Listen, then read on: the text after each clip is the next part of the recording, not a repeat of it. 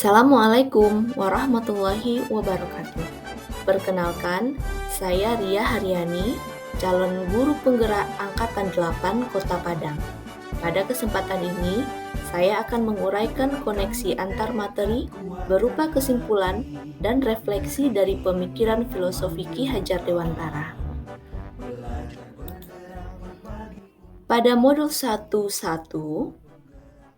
kita mempelajari berbagai pemikiran Ki Hajar Dewantara dalam hal pendidikan.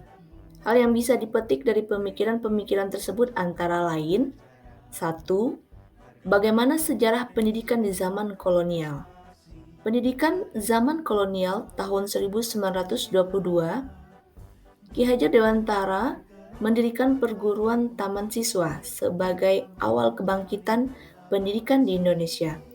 Menurut Ki Hajar Dewantara, perguruan taman siswa menuju Indonesia merdeka demi terwujudnya masyarakat yang tertib dan damai.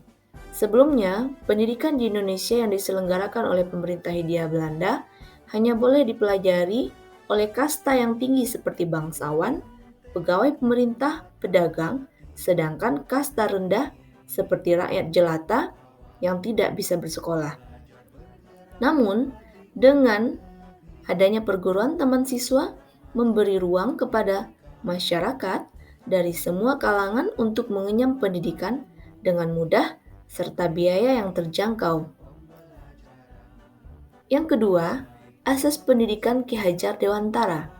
Ki Hajar Dewantara membedakan arti kata pengajaran atau under which merupakan proses pendidikan dalam memberi ilmu yang berfaedah untuk kecakapan hidup secara lahir dan batin, sedangkan pendidikan atau upfooding memberi tuntunan terhadap segala kekuatan kodrat yang dimiliki anak agar mampu mencapai keselamatan dan kebahagiaan yang setinggi-tingginya, baik sebagai seorang manusia maupun sebagai anggota masyarakat. Menurut Ki Hajar Dewantara, pendidikan dan pengajaran merupakan usaha dan persiapan untuk segala kepentingan hidup manusia, baik dalam hidup bermasyarakat maupun hidup berbudaya dalam arti yang seluas-luasnya. Dengan demikian, dalam pendidikan tidak lepas dari pengajaran terhadap orang lain dan juga menjadi manusia yang mandiri, yang mana cakap mengatur hidupnya tanpa terperintah oleh orang lain serta tangguh dalam menghadapi tantangan dunia dengan tetap menjunjung tinggi hidup berbudaya. Esensinya, sistem pendidikan yang diperjuangkan oleh Ki Hajar Dewantara ini berasaskan kodrat, kemerdekaan, kebudayaan, kebangsaan, dan kemanusiaan. Yang ketiga, dasar-dasar pendidikan yang menuntun. Dalam proses menuntun, anak diberi kebebasan, namun pendidik sebagai pamong dalam memberi tuntunan dan arahan agar anak tidak kehilangan arah dan membahayakan dirinya. Seorang pamong dapat memberikan tuntunan agar anak dapat menemukan kemerdekaannya dalam belajar. Pendidik diharapkan mampu sebagai penuntun laku dan tumbuh kembang sang anak sesuai kodratnya, sehingga guru menuntun dalam arti memberikan stimulus yang baik untuk anak agar bisa mencapai tujuan dalam memaksimalkan potensi atau bakat dan minat yang mereka miliki. Yang keempat, kodrat alam dan zaman. Ki Hajar Dewantara mengingatkan pendidik bahwa pendidikan anak sejatinya menuntut anak mencapai kekuatan kodratnya sesuai dengan alam dan zaman.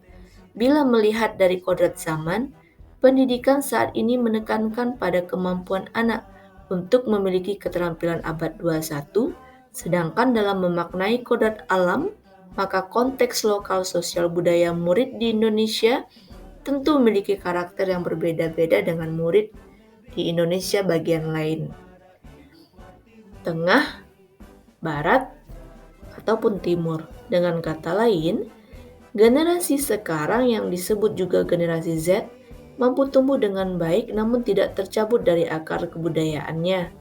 Sebagai pendidik, kita juga harus mampu mengajar dengan menggunakan teknologi dalam pemenuhan informasi yang berfaedah bagi anak. namun tetap mengontrol penerapannya sesuai dengan sosial budaya sekitarnya. Yang kelima, budi pekerti. Budi pekerti merupakan keselarasan atau keseimbangan hidup antara cipta, rasa, karsa, dan karya. Keselarasan hidup anak dilatih melalui pemahaman kesadaran diri yang baik tentang kekuatan dirinya, kemudian dilatih mengelola diri agar mampu memiliki kesadaran sosial bahwa ia tidak hidup sendiri dalam relasi sosialnya, sehingga ketika membuat sebuah keputusan yang bertanggung jawab dalam kemerdekaan dirinya dan kemerdekaan orang lain.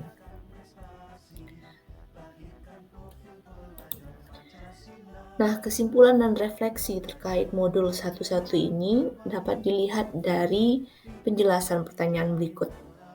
Apa yang saya percaya tentang murid dan pembelajaran di kelas sebelum saya mempelajari modul 1.1? Nah, menurut saya, sebelum mempelajari modul 1.1, saya berpikir bahwa pertama, cara efektif untuk mendisiplinkan murid adalah dengan diberi hukuman. Memberi hukuman, saya yakini dapat membuat murid menjadi jera. Namun kenyataannya, semakin diberi hukuman, semakin banyak yang melanggar. Yang kedua, proses pembelajaran masih dominan berfokus pada guru atau teacher center. Selama ini, saya masih percaya bahwa saya adalah sumber belajar yang utama bagi murid saya. Target tercapainya materi yang banyak karena tuntutan kurikulum membuat saya lebih dominan di depan kelas. Meski saya juga terkadang menerapkan pembelajaran yang berpusat pada murid dengan model pembelajaran yang menurut saya sesuai, namun itu tidak bertahan lama dan akhirnya kembali ke gaya konvensional seperti ceramah, dan saya kembali menjelaskan di depan kelas. Mata pelajaran fisika yang saya ampu identik dengan rumus dan paradigma bahwa nilai kognitif adalah indikator keberhasilan utama, membuat saya menjejali siswa dengan rumus-rumus dan bagaimana menyelesaikan soal-soal, hingga saya terkadang sedikit mengabaikan aspek psikomotor mereka. Yang ketiga, nilai kognitif masih saya anggap menjadi tolak ukur keberhasilan murid saya. Anak yang nilainya tinggi, melewati kriteria ketuntasan minimal atau KKM, saya anggap sudah berhasil pada materi yang saya ajarkan. Saya juga kurang memperhatikan bagaimana anak yang lambat memahami pelajaran saya, bagaimana gaya belajar mereka, serta apa saja kebutuhan belajar mereka. Apa yang berubah dari pemikiran atau perilaku saya setelah mempelajari modul ini?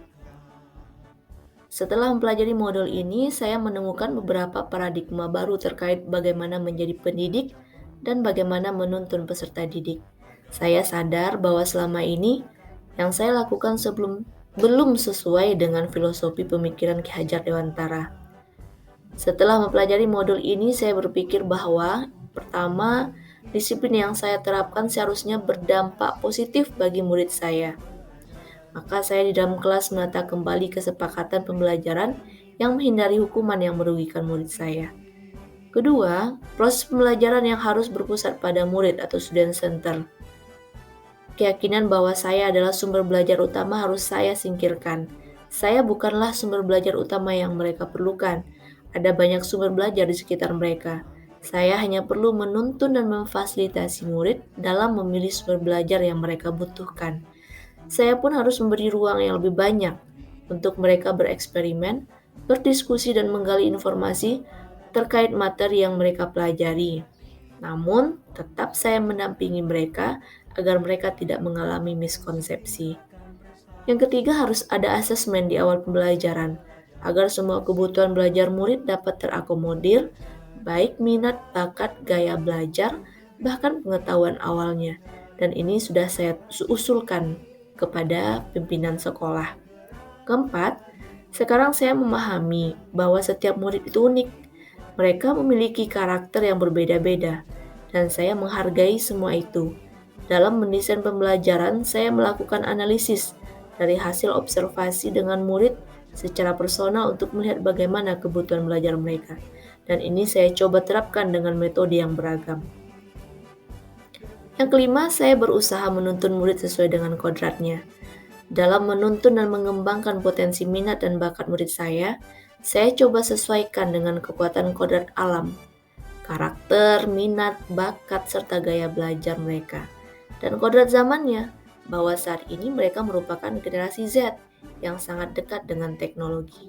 Maka pembelajaran yang saya lakukan adalah pembelajaran berbasis IT. Apa yang dapat segera saya terapkan? Lebih baik agar kelas saya mencerminkan pemikiran KHD. Hal terbaik yang bisa saya terapkan di kelas agar mencerminkan pemikiran Ki Hajar Dewantara dengan segera. Yang pertama, membuat kesepakatan kelas. Ini adalah cara saya untuk menciptakan lingkungan belajar yang positif. Ini juga wadah untuk mengembangkan karakter peserta didik yang sesuai dengan profil pelajar Pancasila. Yang kedua, merencanakan serta melaksanakan pembelajaran yang berpusat pada siswa dengan menerapkan berbagai model atau metode, baik juga media pembelajaran agar menarik dan sesuai dengan zaman murid. Dengan ini diharapkan siswa atau murid saya termotivasi dalam pembelajaran dan akan lebih bersemangat mengikuti kelas saya. Yang ketiga, memfasilitasi siswa dalam mencari sumber belajar yang sesuai dengan lingkungan sekitar mereka. Pembelajaran yang bersifat kontekstual menurut saya akan lebih bermakna bagi murid saya. Yang keempat, kedekatan anak dengan teknologi menjadi prioritas sarana dan prasarana mengajar saya. Saya harus bisa membuat berbagai media pembelajaran yang dapat mereka akses dengan perangkat yang mereka miliki. Demikianlah hasil koneksi antar materi berupa kesimpulan dan refleksi dari pemikiran filosofi Ki Hajar Dewantara yang dapat saya uraikan pada kesempatan ini. Mohon maaf jika ada kesalahan. Terima kasih. Semangat calon guru penggerak.